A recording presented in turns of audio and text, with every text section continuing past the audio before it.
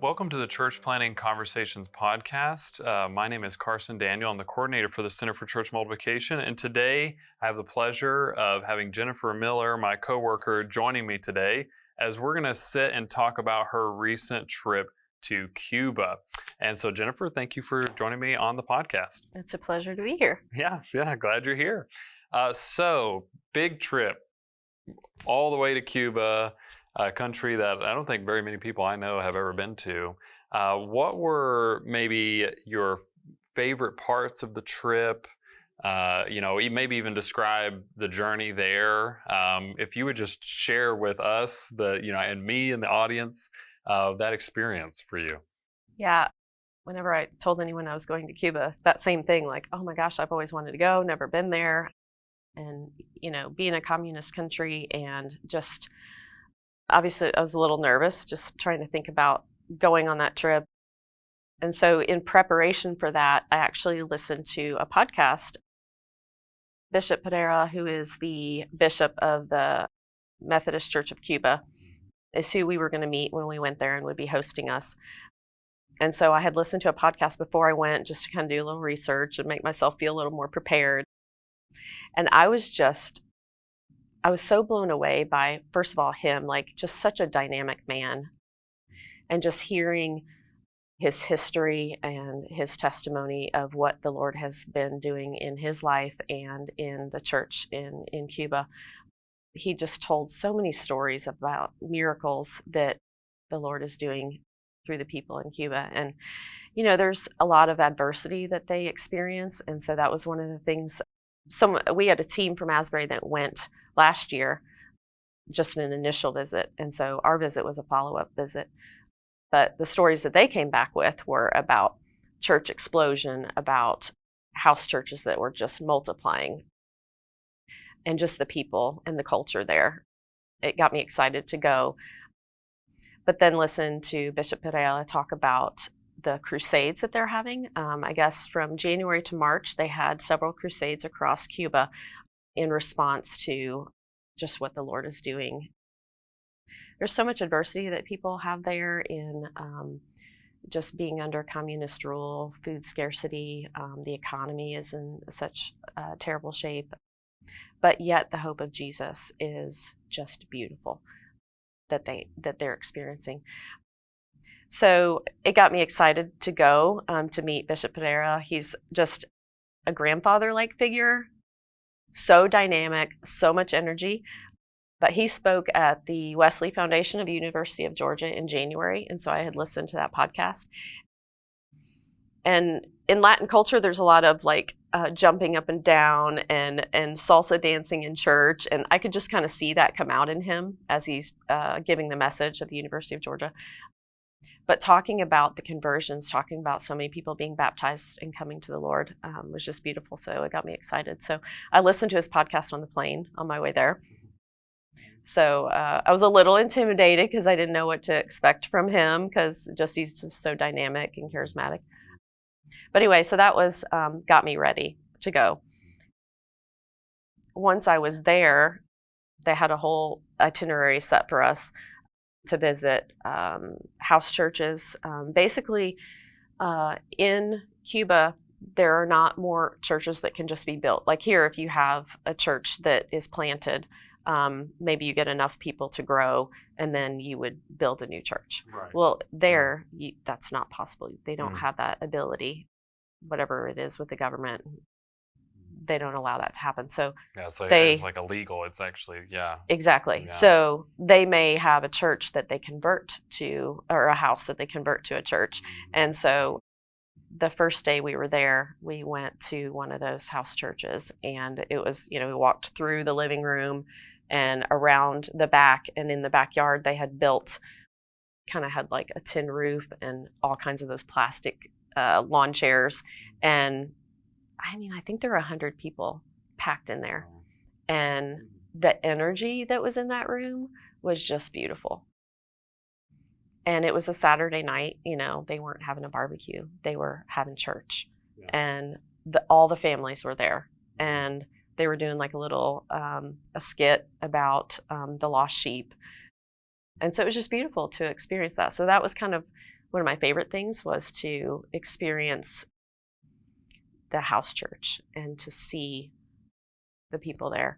And then the other thing I think to witness firsthand was the adversity. Seeing the lines of people, and I think there were just lines everywhere. I think that's kind of a culture of things where you're in a line for food. You're in a line to get gas.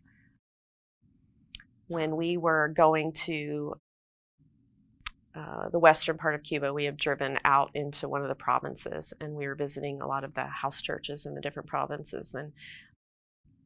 But before we did that, we went to what they have as an extension site to a seminary. So pastors that have been identified as gifted maybe received the calling to be a pastor, right?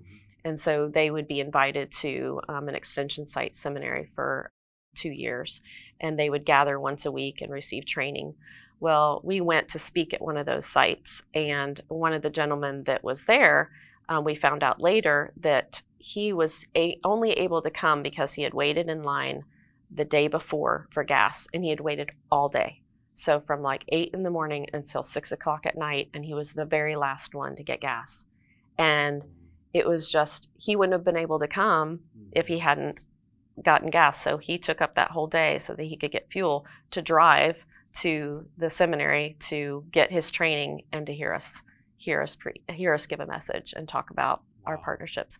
So, you know, I feel like with great adversity comes God doing great, mighty things. And so to experience that aspect, to watch people riding horses, riding buggies, riding old cars, people packed into buses to go places and to get to church, then to actually see the huge, mighty ways God was working in miraculous healing. So that was one of the other things we were able to experience. Sunday morning, we went to 2 of the bigger churches in Havana. And after each service, they had a time of healing for people to come up and to just see God work in that way was just, for me, I had never experienced that firsthand. So that was just kind of one of the things that to be able to witness that firsthand, and then for it to be a challenge to me to what am I doing to do as Jesus did, to allow myself to hear that calling and what am I being called to do. So those are some of the favorite things that kind of I experienced from that trip and learned along the way. Yeah, well, it sounds like quite a witness of people that love God. Yes. And in them, like you said, there's adversity, but that doesn't stop them. That is a beautiful thing. Well, we know that, you didn't just go on a vacation. Right. You took a team, folks with Asbury, going down, and there's different areas that we're excited we're going to be partnering. And so do you want to just talk about maybe what some of those areas of partnership are, and, what kind of you're excited about in the midst of that? Yeah. So we had a team that went. We had Wilmer Estrada that went, and Danny Roman Gloro that went, and Tom Schaefer, who is kind of the delegate that has taken our teams down. He's got a good relationship with the bishop. He grew up in Cuba in his younger years and then served with a church in Florida. But he's got very strong ties to Cuba, and he often will introduce himself. His heart belongs in Cuba. So it was really great to have him lead our team. But Wilmer and Danny both were there to represent the Doctor of Ministry program that we are exploring partnership with the Methodist Church of Cuba. And the whole point of that is to really come alongside the seminary that's down there that has a really close relationship with the Methodist Church of Cuba.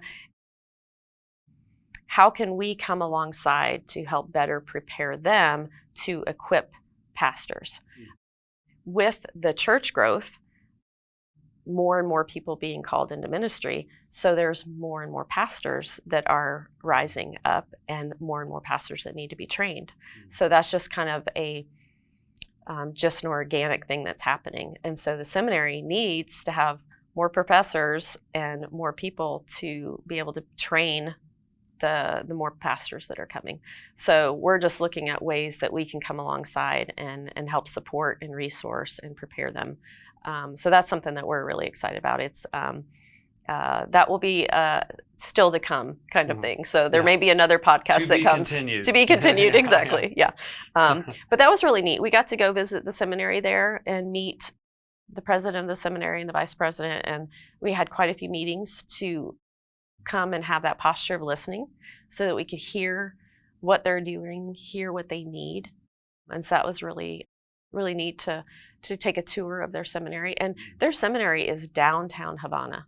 When we took the bus and went there, it's not in the outskirts. It's not in a beautiful Wilmore campus, like we have such a beautiful campus here that's just a safe. It was a little hard getting off that bus and just kind of looking around where we are at. They are serving the people there. They're right in the heart of Havana. Classic Methodism, right? Yes, exactly. And people come from all over Cuba to come and get their training there. So it was really neat to be able to meet them firsthand and see who we're partnering with. And they were just so grateful, so appreciative of us being able to come and share and hear what the Lord is doing and see a map of all the extension sites that are popping up around Cuba, and just to see that growth represented in the map of Cuba and just what the Lord is doing in such a beautiful way. So I loved that part of it too. Yeah, that's awesome. Well, and I forgot to ask this before, but so that as an extension site, sort of like our extension sites where a professor is sent out and then they, like you said, they wait a whole day to get the gas. Right. I'm sure there's other things happening like that. Yeah, and then they meet up somewhere. Is that how it works? Yeah, so those extension sites are all over different places in Cuba. Those are, I would even say, those are like they said it's the first 2 years before they would come to seminary in the bigger area. So those are kind of a preliminary seminary, and I'm still learning how the process works. The English speaking person that doesn't know Spanish, I'm getting bits and pieces, so I'm still learning how that whole process works. But yeah, that was my understanding, is that that's the beginning phases when they first are identified as a fruitful leader. And that was what I thought was so beautiful, is that they may get a call, they may have a calling and identify someone that has that calling, but then to see how they come alongside and mentor, and then watch, are they fruitful? Are more people coming into the church? And so once they see that and they kind of look at all the boxes that are being checked, then would they be invited to come to one of those extension sites and learn? So that's kind of how the whole seminary works. And then the other part, of course, is why I went as the administrative person for the Center for Church Multiplication. Oh, yeah. Is our part is to do, come alongside them to partner as a global hub. And that was something I think that you do here, is kind of take the lead on. And so maybe you can talk about that part of it. Yes. Yeah, no, absolutely. Well, and it was great you went. Definitely, the handshakes, the eating the delicious food, all the needed time to connect in the Lord, of course. And like you said, a posture of listening, but it does sound like there's a need and, a welcomed connection that we start a global hub in Cuba that will first begin with a regional summit. So then it will be, which sounds like it could become really a national summit for Cuba, as the bishop has kindly said that, we're going to invite, a ton of people to this thing. But that'll be, of course, the vision for the global hub, and then starting with the regional summit. This regional summit is for training, for encouragement, for people coming together, thinking about resources, and then most of all, relationships. So it's bringing everyone together And then, of course, Asbury will send someone there to probably be a speaker, but the main highlight is really the local folks on the ground coming to share their stories, encourage one another, learn from each other, and then go back out into wherever their context is. And so it's exciting to hear that the bishop was receptive, and there's more possibility there in the future, because it's really, as we've talked about many times, we want to just come alongside, and God is at work all over the world. And so we're coming alongside some of those movements. And so it was really, really good that you were able to go down and connect down there. And so it's exciting. So, what was maybe as we kind of near sort of the end of the podcast, and we'll have a spot for you to maybe offer an encouragement. But before that, what was maybe something you think we could learn, or did you learn that really sticks out to you from the Methodist Church in Cuba, from your time there in Cuba?